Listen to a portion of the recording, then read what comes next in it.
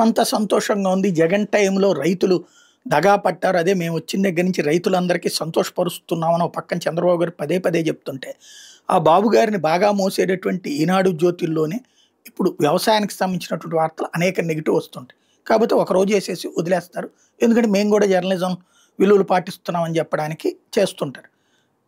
ఇప్పుడు అచ్చెన్నాయుడు వ్యవసాయ శాఖ మంత్రి.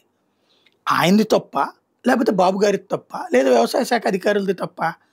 ఇప్పుడు ఈనాడే ఫ్రంట్ పేజీ రాసుకొచ్చినట్టు కష్టాల సాగు నష్టాలే దిగుబడి అన్నటువంటిది.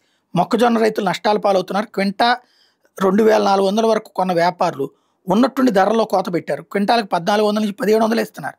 మద్దతు ధర 2400 కంటే క్వింటాలకు 700 దాకా తగ్గడంతో అన్నదాతలు భారీగా నష్టపోతున్నారు. మార్కెట్ ద్వారా కొనుగోలు కేంద్రాలు ఏర్పాటు చేయలేదు.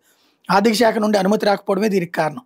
వ్యాపారులేమో రోజు రోజుకి ధరలు తగ్గించేస్తున్నారు. రాష్ట్ర వ్యాప్తంగా ఖరీఫ్లో 4.52 లక్షల ఎకరాలు మొక్కజొన్న సాగైంది. అత్యధికంగా ఉమ్మడి అనంతపురం, కర్నూలు, విజయనగరం జిల్లాల్లో సాగు చేశారు. అక్టోబర్లో భారీ వర్షాలు, ఎదురుగాలులతో కోత దశలోనే పంట దెబ్బతింది. చాలా చోట్ల పైరు నేలవాలింది. ఆరబెట్టిన మొక్కజొన్నలోకి నీరు చేరి మొలకలు వచ్చినాయి. ఎకరాకు 15 నుంచి 20 క్వింటాల దిగుబడి లభిస్తుంది. సగటు దిగుబడితో పోలిస్తే 10 క్వింటాలకి పైగా తగ్గింది.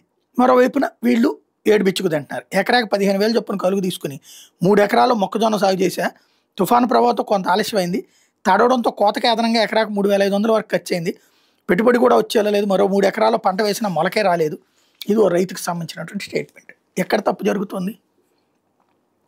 వ్యాపారి దగా చేస్తున్నాడు, బ్రోకర్ దగా చేస్తున్నాడు. ప్రభుత్వం వాళ్ళని కంట్రోల్ చేయగలుగుతుందా? చేత కావట్లేదు. అప్పుడు లేదా ఇంకొక కాన్సెప్ట్ ఏం చేయాలి? ప్రభుత్వం కూడా కొంటున్నప్పుడు, అంటే ఈజీగా అర్థమయ్యే భాషలో చెప్పాలంటే సింపుల్గా, ఒక అతను 100 రూపాయలకి సరుకు అమ్ముతున్నప్పుడు పక్కనోడు 80 రూపాయలకి సరుకు అమ్మితే 80 రూపాయల దగ్గరికి వస్తారు. అదే పక్కనోడు 120 రూపాయలకి అమ్ముతా ఉంటే 100 రూపాయల దగ్గర కొంటారు. ప్రభుత్వం చేసే పని అదే. ఒక వ్యాపారస్తుడు 1400కి కొంటున్నాడు అన్నప్పుడు ప్రభుత్వం 2000కి కొంటుందంటే రైతులు అక్కడ అమ్మడం మిగించేస్తారు. అప్పుడు సచ్చినట్టు ఈ వ్యాపారి తన సర్వైవల్ కోసం 2000కి కొంటాడు. లాస్ ఏం కాదు ఆ వ్యాపారికి, 2,500కి అతను అమ్ముకుంటాడు. ఇది కామన్ సెన్స్. బట్ ఇక్కడ ఆ వ్యాపారి వీళ్ళ మాట ఏంటల్లా రైతునే దోచుకుంటున్నాడు. ప్రకృతి రైతునే దోచుకుంటుంది. ప్రభుత్వము పట్టించుకోవటం లేదు. ఇది వాస్తవం. మరి లోపం ఎవరిది? తప్పెవరిది?